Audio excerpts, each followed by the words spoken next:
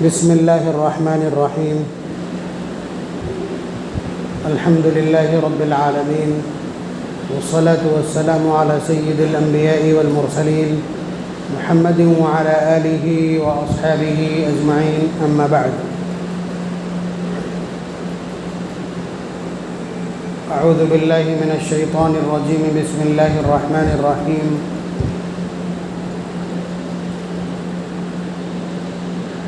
اقتربت الساعة وانشق القمر، وقال النبي صلى الله عليه وسلم: إذا فعلت أمتي 15 خصلة حل بها البلاء. فقيل: وما هن يا رسول الله؟ قال: إذا كانت المغنم دولا، والأمانة مغرما، إذا كان المغنم دولا والأمانة مغنما والزكاة مغرما، وأطاع الرجل زوجته وعق أمه، وبر صديقه وجفى أباه، وارتفعت الأصوات في المساجد، وكان زعيم القوم أكرم أرذلهم، وأكرم الرجل مخافة شره، وشربت الخمور، ولبس الحرير، واتخذت القينات والمعازف، ولعن آخر هذه الأمة أولها، فليرتقبوا عند ذلك ريحا حمراء أو خسفا أو مسخا. رواه الترمذی.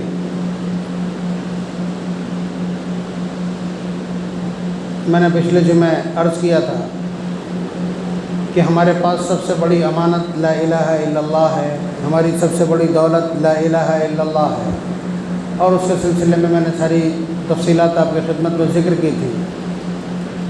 پھر میں نے یہ عرض کیا تھا کہ اگر اس طرح سمجھ میں نہ آ رہا ہو تو آپ نگیٹو اپروچ سے سمجھ لیجیے کہ دشمن آپ کی کس چیز کا پیچھا کیے ہوئے، کس چیز سے اس کو سردرد ہے. آپ ابھی کہہ دیجئے کہ اللہ ایک نہیں بلکہ بہت سارے ہیں، ترنت آپ کو VIP سیٹ آفر کر دی جائے گی. تو آپ ایک اللہ کی بات کرتے ہیں، حضور کے لائے ہوئے پیغام کی بات کرتے ہیں کہ اس کے سوا کوئی پیغام برحق نہیں ہے. یہ اصل آپ کی دھروہر ہے، اور دشمنی آپ کی اسی چیز سے ہے، اسی موقف اور نظریے سے ہے، اسی عقیدے سے ہے، اور اسی سوچ سے. اور میں نے یہ عرض کیا تھا کہ یہ اس کے بعد یہ کنڈیشن ٹف سے ٹف ہوتی چلی جائے گی، یعنی آزمائشیں اور سخت ہوتی چلی جائیں گی. آخری بڑی آزمائش جو دجال کے ذریعے کی جائے گی وہ بھی صرف اور صرف اسی چیز کی، اتنی عقیدے کی. وہ آگے صرف اتنا کہے گا: مجھے معبود کہو اور جو بتاؤ وہ کر دوں میں.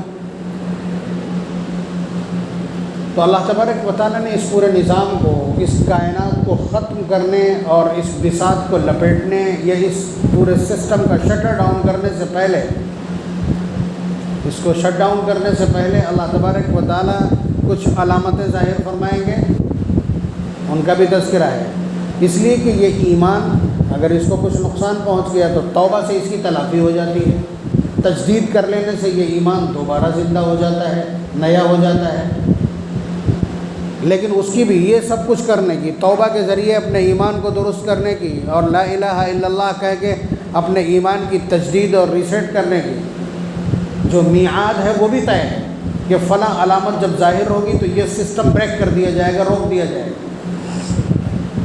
وہ بڑی علامتیں کہلاتی ہیں. اس سے پہلے بھی میں نے پچھلے جمعے یہ بھی عرض کیا تھا، پھر کہہ رہا ہوں کہ یہ دنیا اپنی عمر کے آخری پڑاؤ پر ہے، اور اس کو پہچاننے کے لیے نبی اکرم صلی اللہ علیہ وسلم نے جو پیرامیٹرز دیے ہیں وہ سارے کے سارے انڈیکیٹ کر رہے ہیں. ان میں انڈیکیٹر جلنے لگا. اب کوئی ایسی چھوٹی علامت باقی نہیں ہے جو ظاہر نہ ہوگی. قیامت کی علامتیں دو طرح کی، ایک علامات صغریٰ، ایک علامات کبریٰ، یعنی چھوٹی علامتیں، بڑی علامتیں. بڑی علامتوں کی ایک سیریز ہے جو 10 علامتیں ہیں. حدیث میں ان کے لیے لفظ 10 ہی استعمال ہوا، کہیں 6 بھی استعمال ہوا ہے.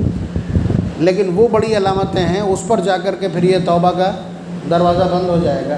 لیکن اس سے پہلے کی جو چھوٹی علامتیں ہیں وہ ساری ظاہر ہو چکی ہیں.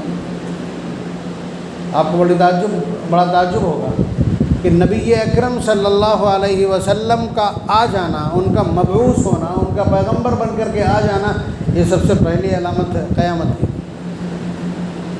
اس لیے کہ آخری پیغمبر آ چکا ہے اور اب یہ جہان اپنے آخری پڑاؤ پر ہے، یہ مطلب ہے۔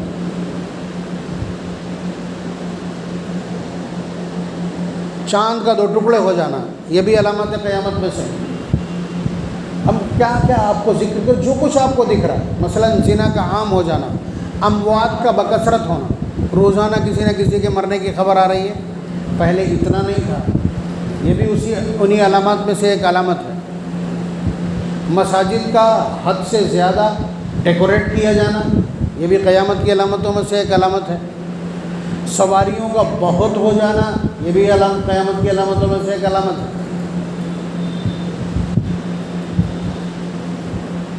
بلکہ ہم اور آگے بڑھ کر کے یہ عرض کر دیں کہ حضرت عمر رضی اللہ تعالیٰ عنہ کے زمانے میں ان کو یہ خبر دی گئی کہ ایک زمانہ ہو گیا ٹڈی نہیں دیکھی گئی، ٹڈی نہیں دیکھی گئی، تو حضرت عمر رضی اللہ تعالیٰ عنہ کو ایک دم تشویش ہو گئی۔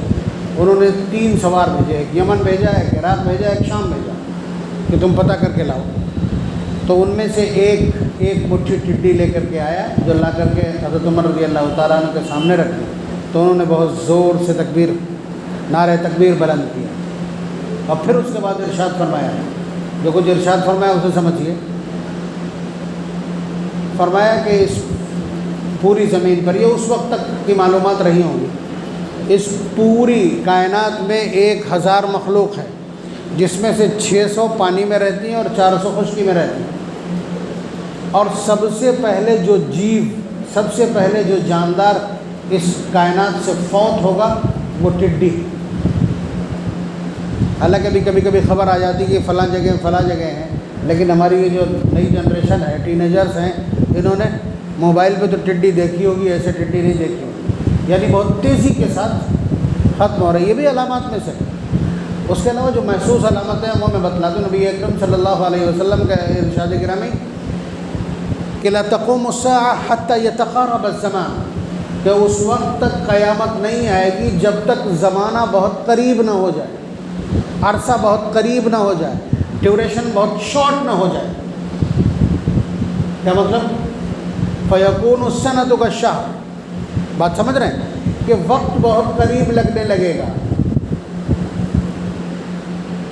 وقت کی برکت ختم ہو جائے گی، وہ مسافت اور ڈیوریشن اور عرصہ تنگ ہو جائے گا۔ فتکون السنۃ کالشہر، سال 1 مہینے کے برابر لگنے لگے گا، والشہر کالجمعہ، اور 1 مہینہ 1 ہفتے کے برابر لگنے لگے گا، والجمعۃ کالیوم، اور 1 ہفتہ 1 دن کے برابر لگنے لگے گا، والیوم کالساعہ، اور دن 1 گھنٹے کے برابر لگنے لگے گا، والساعۃ کالضربۃ علی النار، اور گھنٹہ اور منٹ ایسے ہو جائیں گے جیسے آگ کی لپٹ اٹھتی ہے یا کسی تنکے کو جلا کے خاک کر دیتی۔ بات سمجھ رہے ہیں؟ اب بتاؤ یہ موجود ہے کہ نہیں؟ آپ کسی بات کے بارے میں کہتے ہیں کہ ابھی 2-3 سال پہلے، پاس والا ٹوکتا ہے 11 سال ہو گئے، آپ پیچھے کی بات کر رہے ہیں، پہلے وقت میں برکت تھی۔ تو یہ تو بالکل مطلب واضح الفاظ ہے جو میں نے آپ کی خدمت میں عرض کر دی۔ امامت کے لیے جھگڑا ہو، مسجدوں کو گزرگاہ بنا لیا جائے گا۔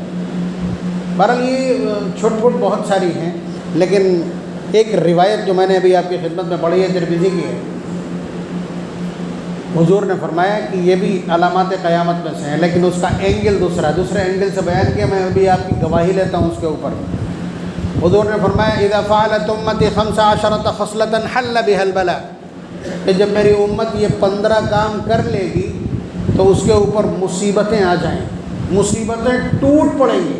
کیسے ٹوٹ پڑیں گی؟ روایت کا آخری جملہ کہ وآیات تتابع كنظام سلك انقطع سلكه فتتابع، کہ جس طرح سے کسی تسبیح یا کسی ہار کی ڈوری ٹوٹ جائے اور اس میں سے موتی کتنی تیزی سے گرتے ہیں، بالکل اتنی تیزی کے ساتھ اس امت پر بلائیں اور مصیبتیں آنے لگیں گی۔ یہ الفاظ ہیں حضور، اسی روایت کا اخیر ہے۔ جب میری امت یہ 15 کام کر لے گی تو میری امت کے اوپر بلائیں اور مصیبتیں آنے لگیں گی، بلائیں اور مصیبتیں ٹوٹ پڑیں گی۔ فوراً سوال ہوا، جیسے آپ کے اندر سسپینس پیدا ہو رہا کہ دیکھیں بھائی وہ 15 کیا ہے؟ فقیل وما ہن یا رسول اللہ۔ حضرت علی رضی اللہ تعالیٰ عنہ راوی ہے روایت کے، انہوں نے فوراً سوال کر دیا کہ اللہ کے رسول وہ 15 چیزیں کیا ہیں؟ تو حضور نے فرمایا اذا كانت المغنم دولا، جب مال غنیمت کو اپنی نجی دولت سمجھا جانے لگے۔ مال غنیمت کہتے ہیں جب دو ملکوں کے بیچ یا دو جماعتوں کے بیچ جنگ ہوتی ہے، دو لشکروں کے بیچ جنگ ہوتی ہے، اور اس کے بعد جو پسپا ہو جاتا ہے، بھاگ جاتا ہے چھوڑ کر کے اس کا جو مال ہے وہ مال غنیمت کہلاتا ہے۔ جیسے افغانستان میں 20-21 سال تک مسلسل ناٹو کی فورسز رہیں وہاں، لیکن اس کے بعد ایک دن ایسا آیا کہ وہ شکست نامے پر دستخط کر کے اور رات کے اندھیرے میں بھاگی پیچھے، مطلب ہزاروں بلین ڈالر کے وہ سارے اپنے ساز و سامان چھوڑ گئی۔ یہ سارا کا سارا مال غنیمت، مطلب لیٹسٹ جو ورژن ہے وہ میں آپ کی خدمت میں عرض کر رہا ہوں۔ تو یہ مال غنیمت ہے، اس پر بہت سخت نگاہ رکھی جاتی ہے، یعنی اس کی ایک سوئی بھی آپ ادھر سے ادھر نہیں کر سکتے۔ بلکہ ہم بتلائیں کہ ہر مال کے بارے میں یہی ہے، لیکن اس سلسلے میں ایک بات عرض کر رہا ہوں۔ نبی اکرم صلی اللہ علیہ وسلم کا ایک خاص خادم، حضور کا غلام، حضور کی خدمت کرنے والا، حضور کے سفر میں 7ویں سفر میں تھا۔ ایک جگہ لشکر جب کوچ کرنے کے لیے چلا تو وہ حضور کا کجاوا کس رہا تھا۔ کجاوا اونٹ کے اوپر جو رکھا جاتا ہے پالان، اس کو کسنے کو حضور کی تیاری کرا رہا تھا سفر کی۔ اسی بیچ میں دشمن کی طرف سے ایک تیر آیا اور تیر اس خادم کو لگا اور وہ وہیں پہ ڈھیر ہو۔ تو امام الانبیاء کی خدمت کرنے کے دوران لائیو میں اگر کوئی آدمی اس طرح سے مر جاتا ہے تو ظاہر سی بات ہے اس سے اچھی موت کس کی ہوگی؟ تو تمام صحابہ اس کی موت پر رش کرنے لگے کہ ایک تو دشمن کی طرف سے آیا ہوا تیر ہے تو شہادت ہے، نبی کی خدمت اور خدمت کے دوران۔ تو حضور نے معلوم ہے کیا کہا؟ خبردار۔ ان لوگوں نے تعریف کرنا شروع کی کہ کیا خوبصورت موت ہے۔ تو حضور نے ڈانٹ رکھا، تمہیں معلوم ہے کہ اس نے مال غنیمت کی ایک چادر چرا لی تھی، مال غنیمت کی ایک چادر لے لی تھی بغیر تقسیم کے، جس کی وجہ سے یہ جہنم میں اسی حال میں۔ آپ سمجھ رہے ہیں؟ تو مال غنیمت، اب مال غنیمت کو آپ تو سمجھیں گے نہیں، لیکن میں نے اس کی وضاحت اس لیے کر دی۔ آج کی تاریخ میں رفاہی رقمیں، یعنی جو میری نہیں ہے پوری قوم کی، اس رقم کو آدمی نجی دولت سمجھنے لگے۔ اب آپ جائیے آرام سے دیکھیے، کسی سبھاسد کو ٹٹول کے دیکھیے، بات سمجھ رہے ہیں، اور کسی نگر پالیکا چیئرمین کو دیکھیے، یا گاؤں کے پردھان کو دیکھیے، یا BDC یا ضلع پنچایت سدسیہ کو دیکھیے، یا اس سے اوپر MP کو چلے جائیے۔ ان کے پاس ایک مستقل رقم آتی ہے جو پورے حلقے کی ترقیات کے لیے ہوتی ہے، بات سمجھ رہے ہیں، اس کے پورے حلقہ انتخاب، پوری کانسٹیٹوئنسی کے لیے یا پورے اس کے وارڈ کے لیے وہ رقم آتی ہے، لیکن وہ اس رقم کو خرچ کرتا ہے ایسے جیسے اس کے باپ کی ہو۔ کسی کو اگر کالونی دے دی تو اس پر احسان جتلانا چاہتا ہے مدتوں، بات سمجھ رہے ہیں، یہ اس کی ڈیوٹی ہے، یہ کوئی احسان نہیں کر رہا، لیکن اس مال کو یہ مال غنیمت سمجھنے لگا ہے۔ تو یہ پہلی علامت موجود ہے کہ نہیں؟ آپ خود گواہی دیجئے کہ جو رفاہی رقمیں ہیں، جو سرکاری رقمیں ہیں، جو قوم کے اور حلقے کی ترقیات کے لیے آتی ہیں، کیا وہ ساری لوگ اپنی نجی دولت کی طرح خرچ کر رہے ہیں کہ نہیں؟ تو یہی مطلب ہے اذا كانت الغنیمۃ دولا یا اذا كان المغنم دولا والامانۃ مغنما، اور امانت کو غنیمت سمجھا جانے لگے، یعنی کسی نے آپ کے پاس امانت رکھ دی، کسی نے آپ کے پاس امانت رکھ دی، آپ نے اس کو غنیمت سمجھ کے خرچ کر لیا جیسے وہ آپ کی ہو۔ یہ تو عام بات ہے، آئے دن روزانہ میرے پاس شکایتیں آتی کہ ہم نے اپنا زیور فلانی کے پاس رکھ دیا تھا کہ شادی کے ٹائم دے دینا، وہ دے نہیں رہی۔ عورتوں میں مستقل اس طرح کی چیزیں ہیں، مستقل ماں نے رکھ دیا کسی ایک بیٹے کے پاس کہ زیور رکھ لو، یا بہو کے پاس، اب انتقال کے بعد جب میراث کا ٹائم آتا ہے وہ کہتے ہیں ہمیں وہ تو ہمیں دیا تھا۔ تو یہ سارے حادثات ہیں کہ نہیں؟ تو اذا كانت الغنیمۃ دولا والامانۃ مغنما، کہ امانت کو لوگ غنیمت سمجھنے لگے. ایسا ہے کہ نہیں ہے؟ یعنی وہ 15 چیزیں جو میں گنا رہا ہوں، دوسری یہ ہے کہ لوگ امانت کو، دوسرے کے سامان کو مال غنیمت سمجھنے لگے. کوئی موٹر سائیکل کھڑی کر گیا، چابی دے گیا، دن بھر ریت رہے، یہ وہی ہے. والزکاۃ مغرما، اور زکوٰۃ کو ٹیکس کی طرح ادا کیا جانے لگے. ٹیکس باطل ناخواستہ ہم ادا کرتے ہیں، چوری کرنا چاہتے ہیں، جی نہیں چاہتا، بے شک ظالمانہ ٹیکسز ہیں ہمارے اوپر. تو جس طرح بددلی کے ساتھ اور بے من کے ساتھ، تکلیف کے ساتھ، اذیت کے ساتھ، نہ چاہتے ہوئے ہم ٹیکس ادا کرتے ہیں، لوگ زکوٰۃ بھی اسی طرح ادا کرنے لگے. بتائیے یہی کنڈیشن ہے کہ نہیں؟ بلکہ 1000 میں 1 علی الحساب زکوٰۃ دینے والا ہمارے معاشرے میں. زکوٰۃ بہت لوگ دیتے ہیں، علی الحساب کی بات کر رہا ہوں، پوری دکان کا حساب نہیں لگایا، اندازے تخمین ہے، یہ عبدیت نہیں ہے. تو آپ یہ بتلائیے کہ یہ چیز بھی موجود ہے کہ زکوٰۃ کو ٹیکس سمجھ کے دیا جا رہا ہے، یعنی اتنی تکلیف محسوس کی جا رہی، بلکہ 98% زکوٰۃ جن کے اوپر ہے وہ ادا نہیں کر رہے ہیں. اگلا دیکھیے گا، ہر بوڑھا گواہی دے گا اس بات کی. وَأَطَاعَ الرَّجُلُ زَوْجَتَهُ وَعَقَّ أُمَّهُ، آدمی اپنی بیوی کی اطاعت کرنے لگے اور ماں کی نافرمانی کرنے لگے. کسی بھی بوڑھی عورت سے پوچھیں وہ یہی بتائے کہ حالانکہ 50% ہی ٹھیک آئے گا، لیکن بہرحال یہ ایک عام چلن ہے. کچھ لوگ ایسا نہیں کرنا چاہتے، لیکن عورتیں اس وقت اپر ہینڈ ہیں، ان کی سپرمیسی ہے سماج میں، اس لیے کہ پانی پینے کا گلاس بھی وہی لے کر کے آتی ہیں، اور کھانا پکانے کے لیے گیس چولہا بھی وہی لے کے آتی ہیں، بیڈ شیٹ بھی لیٹنے کے لیے وہی لے کے آتی ہیں، وہی کولر، وہی پنکھا اور وہی اے سی لے کے آتی ہیں. تو ظاہر سی بات ہے مرد کو سر جھکا کے جینا پڑے گا، وہ مرد نہیں، جہیز لینے والا مرد نہیں ہوتا، یا کم از کم اس کی مردانگی گروی رکھی جاتی ہے. تو بہرحال اور بہت ساری چیزیں ہیں. وَأَطَاعَ الرَّجُلُ زَوْجَتَهُ، یہ علامات قیامت میں سے وہ 15 چیزیں جب امت میں پیدا ہو جائیں کہ امت پر مصیبتیں ٹوٹ پڑیں گی، ان میں سے نمبر 4 کیا ہے؟ وَأَطَاعَ الرَّجُلُ زَوْجَتَهُ، کہ آدمی اپنی بیوی کی تو اطاعت کرے گا، وَعَقَّ أُمَّهُ، اور اپنی ماں کی نافرمانی کر بیٹھے گا. یعنی جب کنٹرڈکشن ہوگا، جب آپس میں اختلاف اور نزاع پیدا ہوگا تو ترجیح اس کو مل جائے گی. ایسا ہے، مان رہے ہیں کہ نہیں؟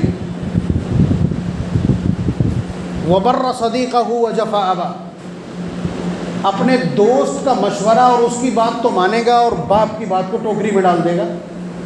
موجود ہے، موجود ہے. باپ کا مشورہ، باپ کی بات، باپ کا کہنا نہیں. تو وَبَرَّ صَدِيقَهُ وَجَفَا أَبَاهُ، کہ دوست کی فرمانبرداری اور اطاعت اور باپ کی نافرمانی. وَارْتَفَعَتِ الْأَصْوَاتُ فِي الْمَسَاجِدِ، اور مسجد کے اندر آوازیں اونچی اونچی ہونے لگے، بلند آواز ہونے لگے.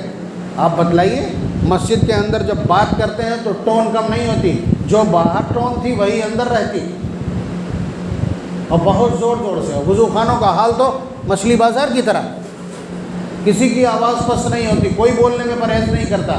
یہ علامات قیامت میں سے ہے، امت کی ہلاکت کے سامانوں میں سے ایک. وَارْتَفَعَتِ الْأَصْوَاتُ فِي الْمَسَاجِدِ.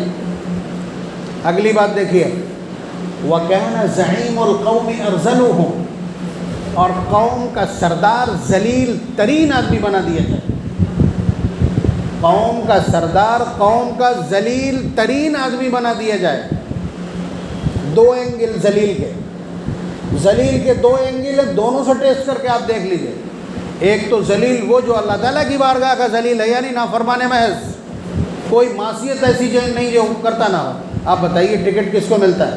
ہیبیچوئل ڈرنکر ہوتا ہے، 100 مقدمات اس کے اوپر ہوں، ٹھیک ہے، ریپ کے کیسز اس کے اوپر ہوں، اور جو روزانہ زنا اور بدکاری کرتا، ٹھیک ہے، جس نے گنڈے پال رکھے ہوں، جس نے یتیموں، بیواؤں اور بے کسوں، قبرستانوں، اوقاف کی پراپرٹی ہڑپ رکھی ہو، سارے ٹکٹ ملنے والے ایسے ہی ہیں نا جو لیڈرز ہیں آپ کے. وَكَانَ زَعِيمُ الْقَوْمِ أَرْذَلُهُمْ، یہ اس اعتبار سے ذلیل اور رسوا ہیں کہ انہوں نے گناہوں کے انبار لگا رکھے ہیں. اگر یہ والا ہے اسپریچول اینگل استعمال کریں گے تب بھی یہ ذلیل ترین لوگ ہیں، اور دوسرا والا اگر آپ استعمال کریں جو ہمارے اوپر اچھا نہیں لگے گا برادری کے اعتبار سے، تو آپ بتائیے ان کے لیے تو سیٹ تک ریزرو کر دی جاتی. آرکشت، کس کے لیے؟ جنہیں ذلیل کہا جاتا ہے، ارذل کہا جاتا ہے، پچھڑا کہا جاتا ہے، ان کے لیے، یعنی یہاں سے وہی لیڈر ہو سکتا ہے کہیں بھی۔ تو آپ اندازہ لگائیے یہ باقاعدہ مہم کا حصہ ہو حکومت کی، وَكَانَ زَعِيمُ الْقَوْمِ أَرْذَلُهُمْ۔ اور اگلا جملہ دیکھیے، وَأُكْرِمَ الرَّجُلُ مَخَافَةَ شَرِّهِ، اور آدمی کی بدتمیزی کی وجہ سے اس کی عزت کی جانے لگے۔ آدمی کی بدتمیزی ہے، غنڈہ گردی سمجھ کے نا بھائی، غنڈوں کو لوگ دور سے سلام کرتے ہیں، مولانا صاحب سے انتظار کرتے ہیں کہ یہ خود سلام کریں، مؤذن صاحب کو کوئی سلام نہیں کرتا ہے، غنڈوں کو سب بہت دور سے سلامی دیتے ہیں، جبکہ انہیں معلوم ہے کہ یہ ناسور ہیں سماج کے۔ کیوں؟ یہ سلام اور یہ اکرام کاہے کا؟ اس سے ڈر کی وجہ سے، کہیں سلام نہ کیا تو یہ سمجھ لے کہ یہ اینٹی گروپ کا ہے۔ وَأُكْرِمَ الرَّجُلُ مَخَافَةَ شَرِّهِ، کہ آدمی کی عزت اس کے خوف سے کی جانے لگے، اس کی شرارت کے خوف سے۔ وَشُرِبَتِ الْخُمُورُ، شراب پی جانے لگے۔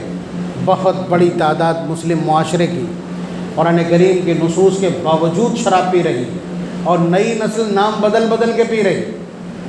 وہ کبھی اس کو بیئر کہتی ہے، کبھی اس کو ریڈ بل کہتی ہے، کبھی اسے اسٹنگ کہتی ہے، کبھی کچھ کہتی ہے، کبھی کچھ کہتی ہے۔ اور یہ ایسا نہیں کہ یہ کوئی نئی چال ہے، نبی اکرم صلی اللہ علیہ وسلم نے فرمایا کہ فی آخر الزمان قوم، کہ آخر زمانے میں ایک قوم آئے گی جو شراب کے نام بدل کے پیے گی، یعنی خمر نہ ہو کر کے کوئی دوسرا نام ہو جائے اس کا، وہ نام لے کر کے۔ تو یہ سب کچھ ساری چالیں پہلے کلیئر کی جا چکی۔ تو شربت الخمور، ایک بڑی تعداد شرابیوں کی۔ ولبس الحریر، ریشم پہنا جانے لگے، یعنی جو چیزیں عورتوں کی ہیں، جو لباس عورتوں کے ہیں وہ پہنے جانے لگے۔ آپ لڑکوں کے دیکھیے، پیلے اور لال شرٹ یہ عورتوں کے لیے مخصوص ہے، چھیٹ کی اور چھاپے کی شرٹ اور کپڑے مستقل پہنے جا رہے ہیں۔ تو وہی لبس الخمیر ولبس الحریر۔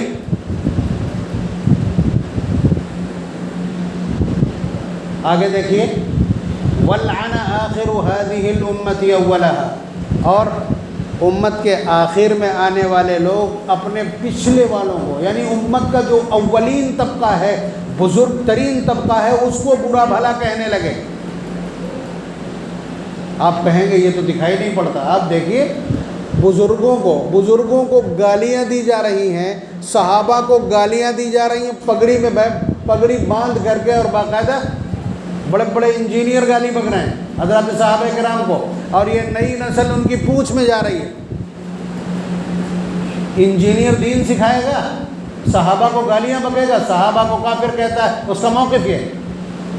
اور بھانت کے لڑکے جو گئے تھے کہیں کوچنگ کرنے کے لیے، وہاں کوئی پھنس گیا، اس نے کہا کہ نہیں، نیت یہاں باندھا کرو، ان لوگوں نے تمہیں گمراہ کیا ہے، کیا ابو حنیفہ نے خالی دین سمجھا ہے؟ تم تو پڑھے لکھے ہو، تم نہیں سمجھ سکتے ہو۔ اب اندازہ لگائیے کہ امام ابو حنیفہ رحمۃ اللہ علیہ 8 صحابہ سے ملاقات ثابت ہے، صحابہ سے دین سیکھا ہے، اور آج کا لونڈا جسے بسم اللہ نہیں یاد ہے وہ کہتا ہے وہی تھوڑی سمجھ سکتے ہیں، ہم سمجھیں گے۔ وہ صحابہ سے دین سمجھے ہیں، دین سیکھے ہیں، ان کا دین ناقص ہے، اس کا دین جو آ کر کے جس کی تیاری کے لیے گیا تھا ان کلاسز میں فیل ہو چکا، نیٹ کی تیاری کر رہا تھا اور اس میں کوالیفائی نہیں کر پایا، لیکن وہ امام ابو حنیفہ کا استاد بن کے آیا ہے۔ تو یہ بدترین مثال ہے، وَلْعَنَ آخِرُ هَذِهِ الْأُمَّةِ أَوَّلَهَا، یہ نمبر 15 ہے۔ تو یہ روایت کیا کہہ رہی تھی؟ میں نے کیسے شروع کی تھی؟ میں نے شروع کیا یہ ہے کہ اللہ تبارک و تعالیٰ اس کائنات کو ختم کرنے سے پہلے چھوٹی چھوٹی علامتیں پہلے، پھر اس کے بعد کچھ بڑی بڑی علامتیں ظاہر فرمائیں گے۔ تو یہ ایک روایت ایسی تھی جس میں 15 علامتیں حضور نے بیان کی ہیں۔ اذا كانت الغنیمت دولا، جب غنیمت کو، مال غنیمت کو، یا رفاہی رقموں کو یا سرکاری رقموں کو اپنی نجی رقم سمجھا جانے لگے، والامانۃ مغنما، اور کسی کی رکھی ہوئی امانت کو دھڑلے سے استعمال کیا جانے لگے، اس میں خیانت ہونے لگے، والزکوٰۃ مغرما، اور زکوٰۃ کو ٹیکس سمجھ کر کے باطل ناخواستہ ادا کیے جانے لگے، وَأَطَاعَ الرَّجُلُ زَوْجَتَهُ وَعَقَّ أُمَّهُ، بیوی کی تو بات مانے اور ماں کو ٹھکرا دے. وَبَرَّ صَدِيقَهُ وَجَفَا أَبَاهُ، دوست کی بات مانے اور والد کا مشورہ ٹھکرا دے. وارتفعت الاصوات فی المساجد، مسجدوں میں زور زور سے بات چیت ہونے لگے. وکان زعیم القوم ارذلهم، اور قوم کا لیڈر بدترین اور ذلیل ترین آدمی بنا دیا جائے. واکرم الرجل مخافۃ شرہ، اور آدمی کی عزت اس کے خوف سے، اس کی شرارت کے خوف سے کیا جانے لگے. ولبس الحریر، اور عورتوں والے کپڑے پہنے جانے لگے، ریشم پہنا جانے لگے. وشربت الخمور، اور شراب پی جانے لگے. واتخذت القیان والمعازف، رہ گیا واتخذت القیان والمعازف، اور گانے بجانے والیاں رکھی جانے لگیں. گانے بجانے والیاں رکھی جانے کا دور گزر چکا. جیب میں موبائل موجود ہے، پرانے سے پرانا گانا جس فلم کا چاہیں وہ گانا سنیے. تو یہی ہے واتخذت القیان والمعازف ولعن آخر هذه الامة اولها. اب آپ بتلائیے کہ یہ 15 چیزیں 100% سماج میں موجود ہیں کہ نہیں؟ یہ 15 چیزیں موجود ہیں، اور حضور نے فرمایا کہ جب یہ 15 کام امت کر لے فَلْيَرْتَقِبُوا عِنْدَ ذَلِكَ رِيحًا حَمْرَاءَ أَوْ خَصْفًا أَوْ مَسْخًا، کہ پھر تم بس اب انتظار کرو کہ کب تمہارے اوپر سرخ قسم کی آندھیاں وہ پراکرتک بھی ہو سکتی ہیں، اور بموں کی یہ سرخ آندھیاں بھی ہو سکتی ہیں. او خصفاً، زمینیں پھٹیں گی. زمینیں پھٹنے کا زلزلوں کی وجہ سے بھی ہو سکتا ہے، اور نیوکلیئر ہتھیار استعمال کرنے کی وجہ سے بھی یہ خسف ہو سکتا ہے. او مسخا، اور چہرے مسخ ہو جائیں گے، شکلیں بدل جائیں گی. اور آپ جانتے ہیں کہ نیوکلیئر بلاسٹ جہاں ہوگا وہاں نہ تو اسکن سلامت رہے گی، نہ چہرے کی شکلیں سلامت رہیں گی. یہ بھی ممکن ہے. اور یہ مصیبتیں اتنی تیزی سے اتریں گی، میں نے ابھی لفظ استعمال کیا تھا وَآیَاتٌ تُتَابِعُ، اور یہ علامتیں اور یہ مصیبتیں اتنی تیزی کے ساتھ آئیں گی كَنِظَامِ سِلْكٍ انقطع سلكه فتتابع، جس طرح کسی تسبیح کا یا کسی ہار کا دھاگا ٹوٹ جائے اور موتی پے بپے مسلسل گرتے ہیں، اسی طرح ایک کے بعد ایک مصیبت اس امت کے اوپر آنے لگے. تو یہ 15 چیزیں سماج میں پوری کی پوری موجود ہیں. مصیبتیں بھی منہ پھیلائے کھڑی ہیں. اللہ تبارک و تعالی ہم سب کو ان تمام امور سے بچنے کی توفیق نصیب فرمائے.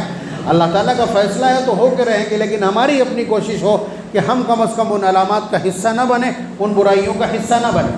آگے بالترتیب بڑی علامتوں کا تذکرہ ہم کریں گے. یہ تذکرہ اس لیے چھڑ دیا ہے کہ خود نبی اکرم صلی اللہ علیہ وسلم، ابو الفتن کی پہلی روایت حضرت حذیفہ ابن الیمان رضی اللہ تعالیٰ عنہ کی، کہ حضور نے ایک جگہ کھڑے ہو کر کے جگہ بھی بتائی کہ حضور یہاں پہ کھڑے ہوئے، اور حضور نے آج سے لے کر قیامت تک جتنے فتنے آئیں گے، جتنی مصیبتیں اور علامتیں ظاہر ہوں گی، ساری کی ساری ایک بیٹھک میں حضور نے بیان کر دی. کچھ لوگوں نے یاد کر لیا اور کچھ لوگ بھول گئے، لیکن میں نے یاد کر لیا. لیکن میری یادداشت بھی ایسی ہے کہ بھول جاتا ہوں، لیکن جیسے ہی وہ علامت دیکھتا ہوں تو مجھے ایک دم یاد آ جاتا ہے کہ ہاں یہ بھی حضور نے ارشاد فرمائی. تو یہ کام حضور کر چکے ہیں. حضور نے باقاعدہ تذکرہ کیا ہے علامات کا، اور ان سے ڈرایا ہے، ان سے بچنے کی تلقین کی ہے.